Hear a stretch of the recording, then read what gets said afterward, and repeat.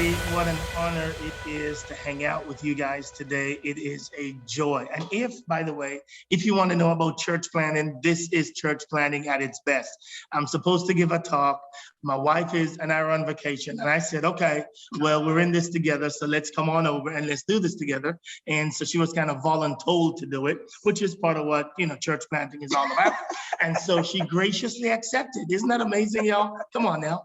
Anyways, I want to say thank you so very much for taking the time to invest in your own leadership. What a joy and what an honor. Okay, I want to tell you, first of all, as we talk about Phygital for the long haul, you need to know that before COVID, I despised all forms of social media. I thought it was arrogant. I thought it's all about me. I thought it was everything that's anti-Jesus Christ. That's exactly how I thought. Okay, I'm just telling you, I didn't care about followers. I didn't need any. The reason our church is the way it is because we just thought our job was to saturate DFW with the gospel of Jesus Christ. And we went to work to make sure we were saturating DFW with the gospel. But then about 2 months before COVID hit, I started listening to some podcasts from the McKinsey group. They have an Asia group that I was listening to. They had McKinsey's strategy group that I was listening to. And I was blown away as to what was coming. So we had a whole group of partner churches that we meet with. And I invited all of them in and I told them at least 2 weeks before everything shut down, here's what's coming and here's what we have to do. And here's how we have to pivot. And that then launched me into the world of social media platforms, and it has changed my life forever. So if you don't like social media, I'm your guy. I'm just like you, but I'm gonna tell you why it's now vital to go digital. Okay, and so I wanna start there. You have a handout, but I decided not to do that. I decided to give you brand new content I've never taught before, and I'm gonna give it to you. And I'm gonna give you 10 things that I believe you should prioritize as you go into Phygital for the long haul. So number one says, you have to be a good consumer of digital before you can be a good distributor of digital. You have to be a good consumer of digital before you can be a good distributor of digital. This is big. This is big. Here's what I meant for a lead pastor of a church. That meant 2 months before COVID hit, I went into becoming an expert in, expert, right. I went into, right. I went into, I'm going to know everything there is to know about this. And so over the last literally 14 months, I've invested literally 8,000 hours in all the platforms, just understanding them. Let me tell you why that's important. Because you cannot delegate this one, the passion, the drive to make the adjustment, to win people for Christ and to grow people up in Christ must come directly from the lead communicator and the lead leader of your local body. He or she must be immersed in it so that you can drive it all the way through the organization. What that meant was, from that, I came up with 3 major drivers for what we wanted to do. Number one was we needed to broaden our visibility and go after the masses. No longer could I think just about DFW. Now I had to consider literally the entire world. And so we got our leadership team together and we said, hey, how do we increase visibility around the entire world, not just the United States, but the world? What does that look like? What are some of the possibilities that we could do? Number 2, second area of focus became, we must create the right experiences for our community, and we must also create services to reach the lost for Christ. What does that look like in the physical world? What does that look like in the digital world? But that became a question we had to ask and answer. And then number 3, we had to discern, how do we impact and change our internal culture to make sure that we were agile and not rigid? How do we do that? Because the entire world changed. Nobody thought that the entire world could shut down Well, it did. Now everything is up for grabs and everything can be disrupted. What does that look like for a local church that's trying to thrive and win people to Christ and grow people up in Christ? What does that look like? So number one was I had to become a student of all the social media platforms to really understand how they work and how can we best leverage them for the glory of God. So that's number one. That's the first thing I had to do. Had no choice. My wife, by the way, Jada, was always into social media, and I thought it was the devil. Yes, that's exactly what I thought. Ain't nobody, it's too arrogant. Ain't nobody need to be taking pictures. Hey, look at me. Nobody need to be doing all that. But Jada, that's where she lived. And so she can tell you about the transformation that literally I had to undergo if I was going to buy into this digital side of now or equation of winning people to Christ and growing people up in Christ. Jada, what do you think? Absolutely. I think having to be intentional about that. And I would say that not only did Conway and some of our leaders who weren't huge in social media have to make that intentional shift, even for myself and people who were already consumers of social media, we were consuming it for personal reasons. We weren't consuming it for organizational reasons. And so even though I was active on social media, I still had to shift how I was looking at it. So now I started looking at what got likes, what was engagement, what got followers, what time of day were people posting. And it wasn't so I could boost my account. It was, okay, how does our church work well in this new environment? And so for Conway, he had to make a big shift to just get familiar with it and kind of immerse himself in it.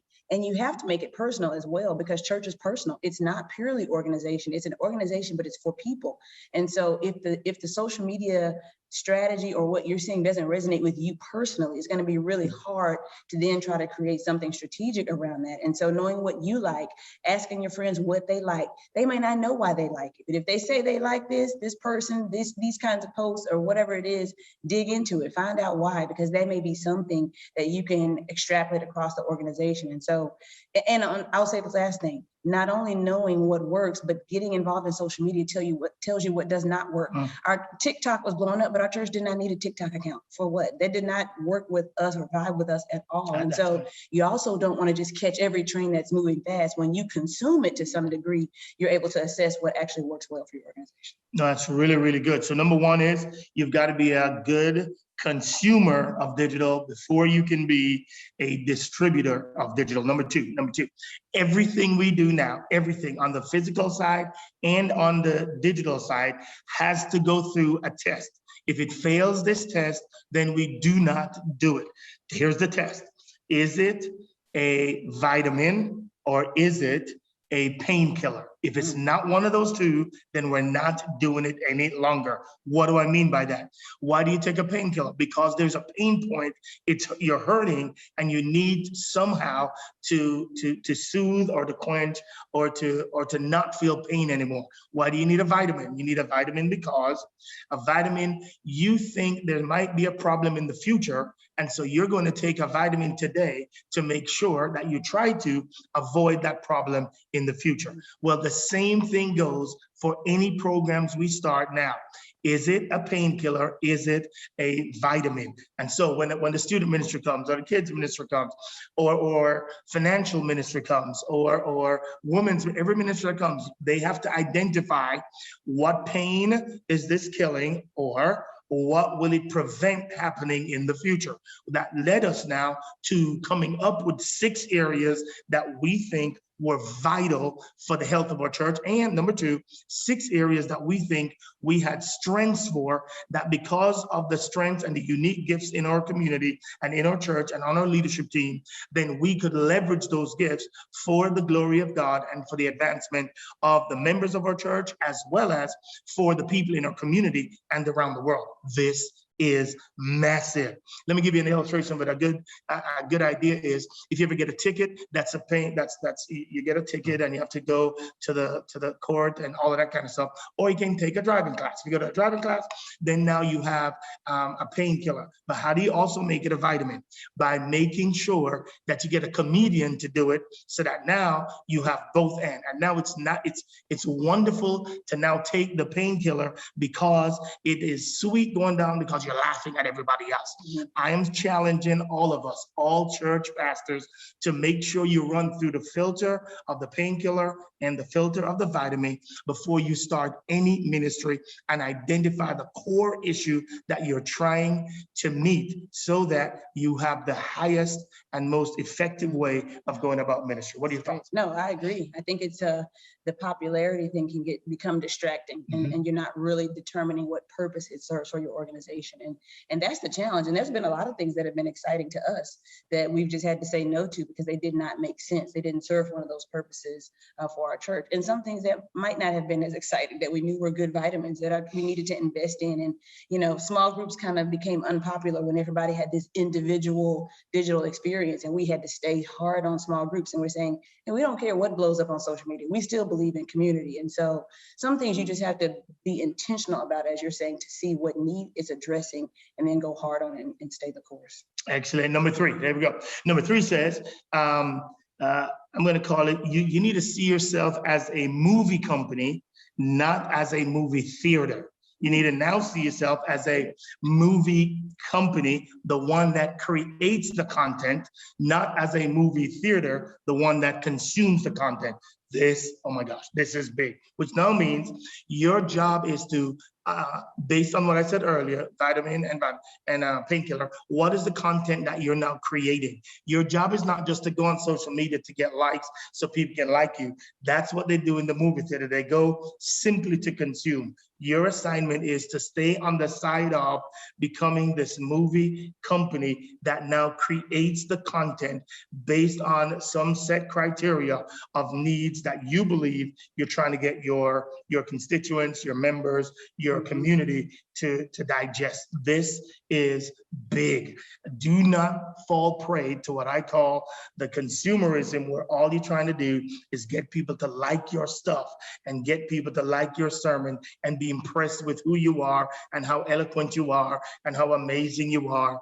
All of that's great, but it's short-lived, I believe. Therefore, create content that will be there 10 years down the road so that people can come back and binge watch you over and over and over again because you're meeting a need that they have in their lives right now. That's good. Your thoughts? Anything? No, that is such a big, huge passion point for me as well. I think it's dangerous if you are generating content for a digital environment that you were not generating for a physical environment, because that means it's driven by wanting this greater response just because you're on a different platform.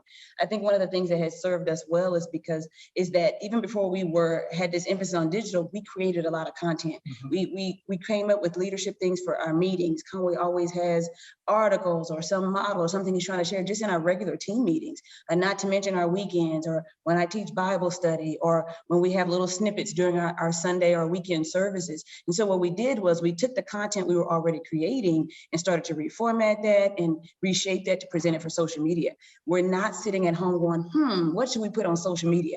Because let me tell you something, that content has to be for people. It cannot be for that popular moment. And if you're creating something for people and it works in your small group, in your small church, or whatever your circle is, then you can reformat it, make it more appealing, or however you want to do it. But be careful not to create content just for social media. You should already be creating content because you love people. You want to get truth out to them. And now you're just repackaging it for a different platform. Awesome. So number 1 is you have to be a good consumer of digital before you can be a good distributor of digital. Number 2, it must pass the test, the vitamin test or the painkiller test. Number 3, you must see yourself as a movie company, not simply as a movie theater. Number 4 is, number 4, it's good to him. See, when it gets good to him. Number 4, the Sundays between 9 and 11 is so stacked with churches doing all that they're doing. Your job is to focus on the other 167 and provide content for people around your community, around the world, that they have needs that can be met by the content you produce. Ask God, what are the gifts, the unique gifts and abilities that He has given to your particular body of believers, and then go after making sure you're the best in the world at those 1, 2, 3, or 4 things. And then you create content for that. So what we did was, we know that on church on Sunday that you're going to have regular church people that are watching. Now for the digital world, we said, what do we need to do for our members, and what do we do to reach unsaved people that have never heard the gospel of Jesus Christ? So what we did was, we then targeted 6 areas that I told you about. So here are, for example, Somebody asked about the 6. some of the things that we're gonna talk about, right? So we focused on couples, hurting couples. We focused on singles and what that looked like, and the what I call pain-free dating. How do you really get together with somebody without it being a mess and without it being painful? Number 3, we focused on mental health issues, apologetic issues, entrepreneurship. We focus on kids ministry and making sure we create our own content of songs that we're redoing, old songs that we're redoing now, like Father Abraham. We did our children's ministry did some amazing things. It was awesome. We did one on the Bible and the books of the Bible. It was awesome. And then we also did one for what we call the C-suite, or executives in our church and around, and we just interviewed executives and talked about that. So here's what I mean by that. What that then led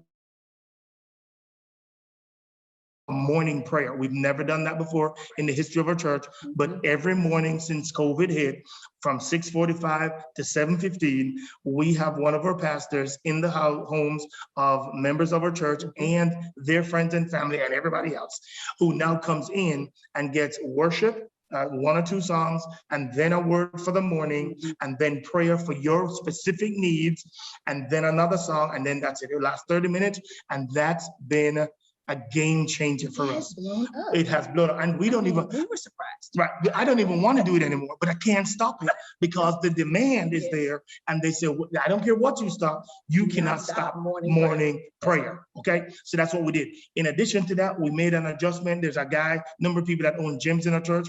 A lot of people struggle with obesity, so now we had to say, all right, how do we create the right environment? And so now on top of that, we've added, for 40 days only, them adding a morning workout experience as a church, at the church, right afterwards. They record it at their gym 4 days a week. They come into church 1 day of the week and they record it. And people just hop on and experience the whole process with us. And they love it. They really, really do. And then we have this thing called OCC TV that we created. Why did we create it? Because it was a need for us to have content that people, our own people, as well as people in the community, want to hear and see. So for example, on OCC TV, we did the thing called mental health.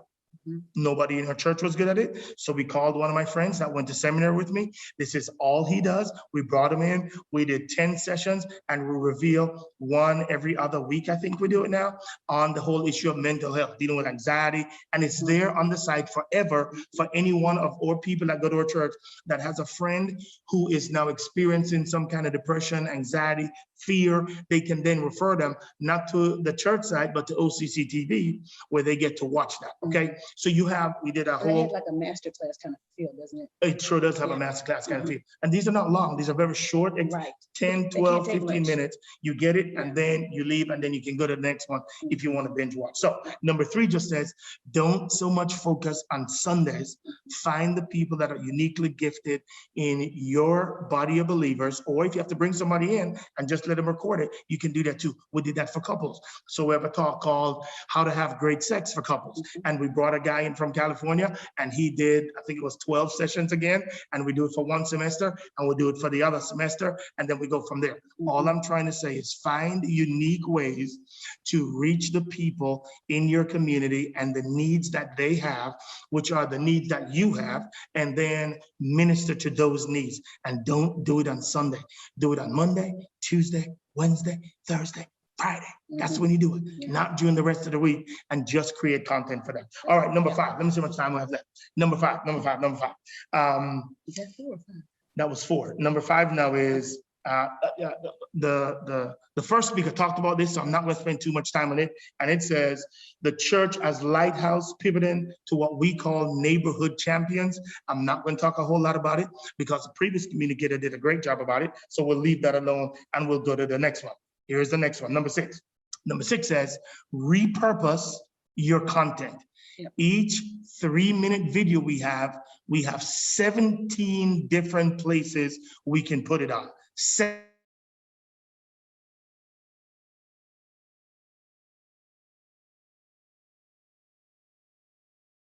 The 6 platforms that we focus on: Facebook, Instagram, YouTube, Clubhouse, TikTok, and one more.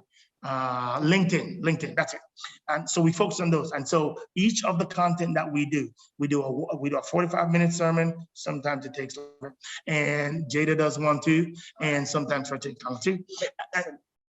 Mine is just, anyway, and hers is this. Anyways, but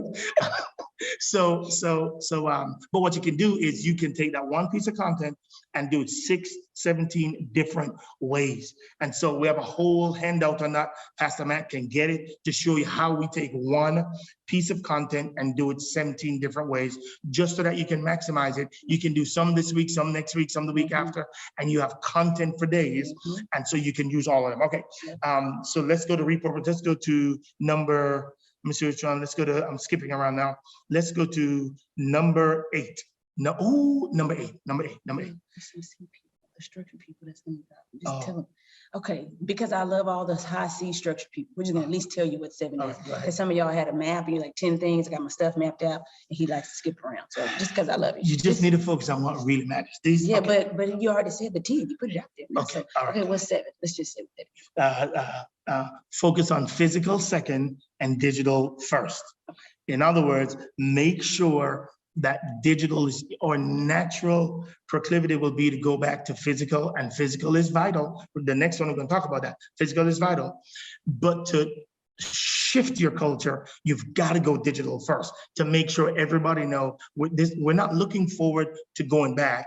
We're creating a new experience moving forward. Is that enough? Okay. Number 8. This is good. Number 8. I learned from an executive at Chick-fil-A.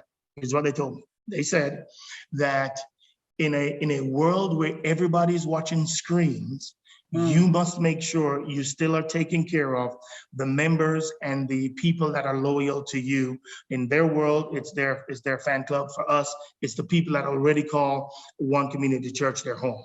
You must make sure you did that. So we did a couple of things that we still continue to do today if you're going to do it for the long haul. So in the midst of COVID, we sent a gift to every single kid in our church, a unique gift with their name on it to every single kid in our church. Number 2, we sent a blanket because everybody was watching TV and Netflix and everything else. We sent a blanket to every single member of our church, every last one. And we sent it out to all of them. Ever since then, every single month now, we send a mailer to their homes because we think that everybody's watching us, but they're not. And so we've got to remind people that have either visited our church or that call our church home, that we still care about them and we still want to know how they're doing. So we then send every single month, we send something out to them to tell them, here's what just happened, here's what's coming up. And if you want to be a part of that, let us know. We'd love for you to be a part of that experience. And then lastly, what we did in this world is we make sure 3 times during COVID, we called all 40,000 people that was on our database. Every last one, we're in one right now, calling them all the way up to Easter to make sure people are ready for our Easter experiences that we're going to have. So you must distinguish yourself as not just another church to be viewed, but somebody that cares and pastorally loves the people that God has called you to serve in this moment. So do not in your haste to find new people, forget the people that brought you to where you are and that really you're going to be held accountable for. You're not getting held accountable for people who viewed a service. You're getting held accountable for people who you are shepherding and who called your community home. Let's see if we can keep going. You ready? Yes. Well, Can I any say a thoughts quick on that? note? Yes, Yes, go. quick note, because I think sometimes we think the physical part of Phygital is what's happening inside the building. It's we're juxtaposing the gathering with the digital viewing, but physical is anything that is a touch or something that goes beyond that digital experience. And so you may have people in your church that make stuff and candles and soaps and whatever, and you may just pick random people you want to send something to, like we did. We made games for our VBS experience because our kids couldn't gather like they normally did. We had a couple of our staff people go work crazy around the clock to make these physical kits that the kids got, and they loved it with water bottles. And so physical doesn't just mean the gathering. It just means, how do I extend my reach so that people feel touched, whether it's through these things we're sending or phone calls, or I guarantee you, you have people in your church that can provide some resources that will be unique and be a blessing to some people in your congregation. And so make sure you are intentional about creating that touch that goes beyond the screen. Okay. And by the way, that's how you distinct your viewers, because you can have a bunch of people watch your service, but the people who are in your community, that's what your church members get versus just your viewers. And that's Sure. another thing that helps them feel special, kind of distinguish that. All right, if you're gonna put next one, number, I have it as 9. If you're gonna relentlessly meet the needs of your community, relentlessly ask the question, what does our community need and how do we meet those needs in the community? We have a plethora of illustrations on this one. What we do is we meet with our principals that go to our church, we meet with our physicians that go to our church, we meet with our entrepreneurs. And because of them, right when COVID started, they told me that the #1 need in the school system is for the graduating class to have a graduation that they did not have.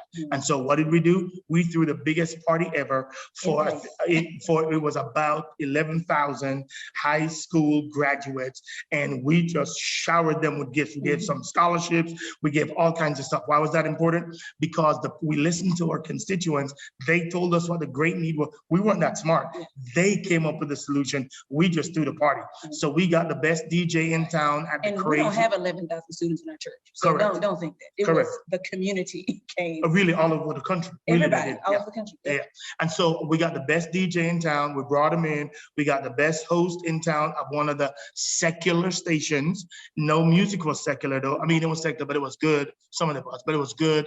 Ain't nobody cussing or none of that. It was good. It was really good. And the kids had a blast. Do you hear me? They had a blast. We did the same thing when we had people starting businesses, especially in the African-American community. A lot of people missed out because they didn't have LLCs. And so we had this whole push to get people to start their companies and this whole push to get people to do things they've never done before. So we had a whole party again for entrepreneurs, budding entrepreneurs. We brought in about 12 communicators who are successful in their entrepreneurship ventures. And we just simply had an incredible experience where each of them talked for 4 minutes, gave us their best pitch to help somebody that's starting out. And it was a wonderful experience. They all got grant, not all, some of them got grants to start their own businesses and their own ventures. It was great. Relentlessly pursue the needs of the community. And then I got really one more. Here it is.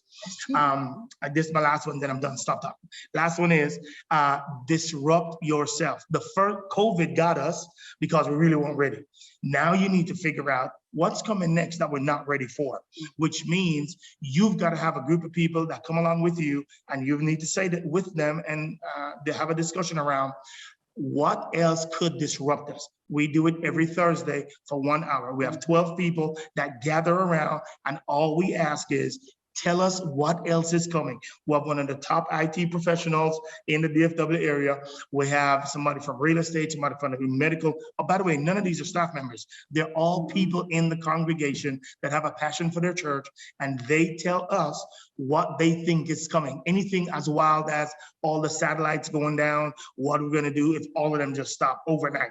Anything with reference to, hey man, okay, half the congregation wants to wear masks, half does not wear masks. How do we do that? What do we deal with that?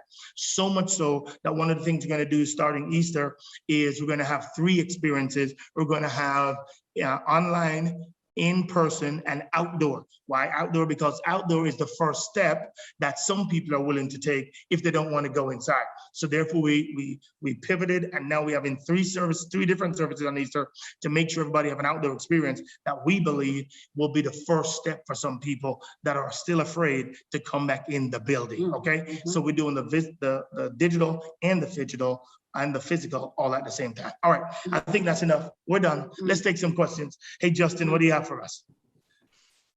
Everybody take a breath. Oh, you're Man, So everybody good. take a breath.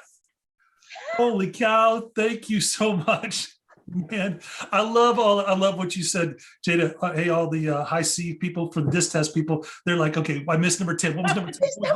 Those list people were blown away. Way to recalibrate. The chat was off the charts fun. Lots of different things. My texts have been blowing up too with this. So, hey, man, I have about 100 questions. We're only going to be able to get to a couple here.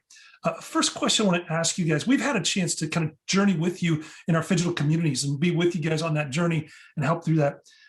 Go back to this question about, you called 40,000 plus households in your database now for the third time. Talk to us about that a little bit. The why, what was your purpose behind that? And then what did you learn about that in regards to Phygital changes you've made? Oh, that's a great question. Number one, the reason we did was because we believe we have a call to the people that call one community church their home. Therefore, we have to pastor our community. Yep. Therefore, they must know beyond a shadow of a doubt that they are not second class, but they are our priority. In light of that, we also wanted to know how the senior saints were in our community. We wanted to know how people were responding with being shut in for such a long time. What were those needs? How could we meet those needs? And how could we provide, whether it's communion for people that have not taken communion for a long time, whether it is a literal need that they had that we could then provide resources to help them, whether it is they didn't know how to find church online and we had to help them do that, that kind of stuff. So how did you identify? You all have such an amazing balance of reaching who we know is our current church and then mass reaching those who aren't connected yet. How did you start knowing who your one was of, as you started connecting in, of who you were going to focus that energy on while still reaching in the mass way? Yeah, so what we decided then was, who are the people that wanted to be neighborhood champions first? That is, they're switching from just volunteers now to they are everyday missionaries who believe that their world is now their neighbors, that before now, they didn't even know who they were. But now the kids are playing outside because they have nowhere else to go but to play with their own neighbors. So how do we then resource our neighborhood champions to reach the people that are within a half a mile of where they live? Hey, Matt, I'd love to have you jump in here. Matt Anderson, I have you jump in here, our electrical engineering physics trained campus pastor. You are possibly the most overqualified campus pastor in America right now. Talent hog. Hey, Matt, we've had this unique chance, and it's great to have all of you here to be able to share kind of different sides of what's been happening here. Can you tell us a little bit, I'm going to be specific here. Can you tell us about how you guys have been both discovering as well as developing leaders in this digital time frame that you're in digital spaces? Wow, how do we develop? Okay, so let me go quickly. We already have a very distinct pipeline and process for developing leaders. Every Tuesday night at our church, we have a gathering of the leaders of our church. It's about a third staff, about 2/3 volunteers, over probably 150 people every Tuesday night. So we have a pipeline of a leadership meeting every Tuesday. Have I said every Tuesday enough? Every Tuesday night. And what do? You know how we talked about calling 40,000 people? Every Tuesday, guess what we do? We call people and love on people and pray for them. Every Tuesday, we invite people to church. Every Tuesday, we talk leadership and growth. Every Tuesday, we talk about what problems we need to solve and fix. So we already had this pipeline in place. When COVID hit, the next natural thing for us to do was we took that pipeline to Zoom. So for the first 3 months or so of COVID, that Tuesday meeting happened on Zoom. So we're always inviting and adding people to that team to make a difference. And then behind the scenes at our church, so we have our leaders pipeline, and every week we're inviting new people to that. Digitally, in person, we're always inviting people into that room. It's not an exclusive room. It's soft on the edges. Everyone's invited. And so behind the scenes of that, we have something called a leadership college. That's something we do over a year, about 10 months, where we develop leaders, and people at our church who are growing and want to be involved. They get to see not just what we do, but how and why we do it. And that's something we do twice a month. So it's a twice a month class, and we took that to Zoom also. So we digitized our leadership college. We digitized our, for that temporary time, our leadership pathway, our core team meeting every Tuesday night. So what we did is we just had a process of always bringing in people. And that's really just the heart of our pastor and Jada and our entire church, is always bringing new people in from across the globe and creating new ways to do that. Like Pastor talked about earlier, having buckets of people, disruptors or CEOs or principals of schools or medical professionals. We're always meeting new people and figuring out what we can learn from them and how they can contribute to what we're doing. And it was just natural, something we already had in place physical, to take that into the digital realm and not be scared to do that. Matt, somebody asked somebody thinks we have a large staff. Will you let them know how many people we actually have on staff? So let me get into the microphone very clearly. Let's see. According to Matt Anderson, they have a large staff. So no, that's about right. So our staff is not large, not at all. No, and no. You do the math. If there's about 40,000 calls we made, each staff person is responsible for roughly about 1,500 to 2,000 calls. So you do the math right there. Of our ministry staff, I don't know, it might be 25 to 30 people. So for a church our size, I would say we're pretty lean staffed. And we divide it up and we just own it. We have people, we have leaders who own the call as well, who are volunteers. And the crazy thing about our churches is we have some volunteers who have other jobs who carry as much weight as staff people at our church. And that's unique to anywhere I've ever been. And just this unique blend of people coming together, ready to do whatever it takes. So, yeah. Hey, Matt, but let's talk a little bit about who are those volunteers. There are 5 kinds of people we look for. Why don't you tell them that? That might be helpful for people to know that, to tell them the 5 kinds of people that have the bandwidth to pull that off. So it's all about capacity. And I feel like I'm getting a quiz right now. But the 5, there's certain kind of people. If you look for, if you're looking for somebody to lead. Matt, you're stalling. Tell us the 5 kind of people. You're stalling. That's what you're doing. I've done that.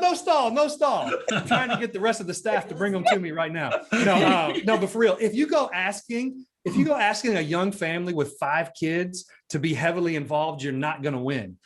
They've got a different role. They've got an important role, but you need to be number one. Single adults are like the number one most underused weapon in God's army.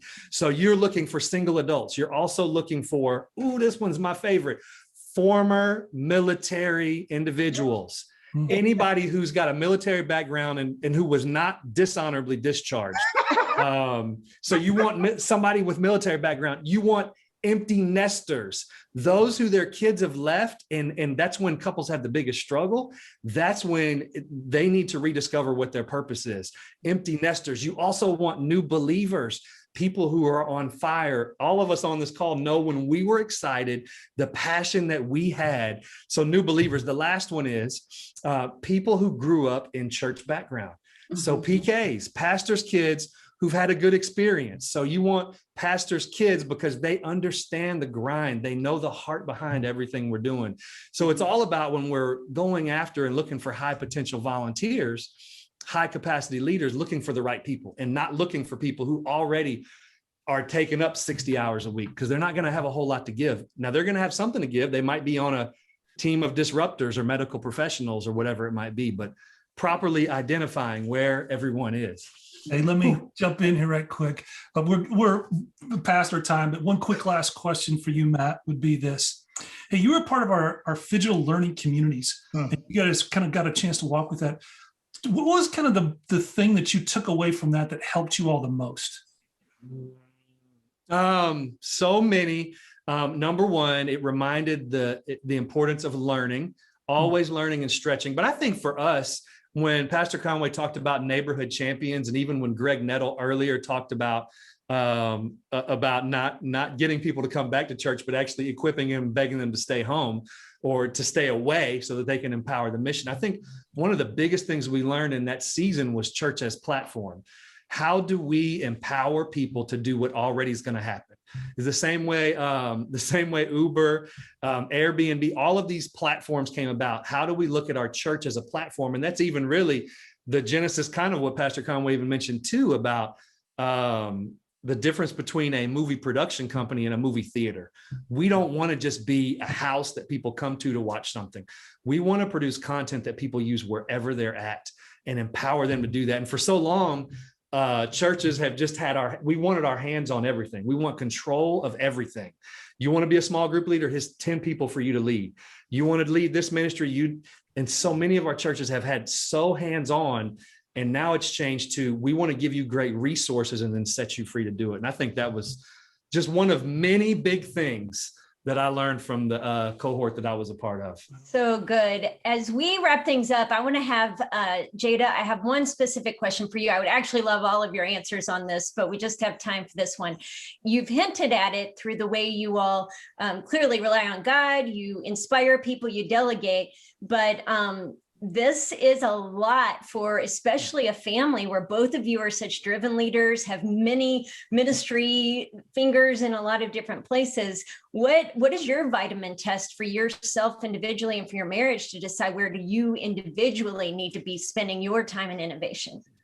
Yeah, that's such a great question. And I get the balance question and life pace and all that a lot. And I think probably because number one, the way I'm wired, I'm a pretty scattered. I need to be doing a lot of things at once. And so I always have had my hands in a lot of things, so they may as well be God things. So for me, it's kind of like I need to be doing a lot of things. Now, obviously with small children and wife life and all that, it changes. But this is what I firmly believe. Number one, I think balance is overrated. I think God calls us to lives of passion, and balance can kill passion. It just puts passion to death. And so you figure out you're yielding day by day, moment by moment, in seasons. God, where do you want me to lean in? And you're trusting him for the places where you're not leaning in.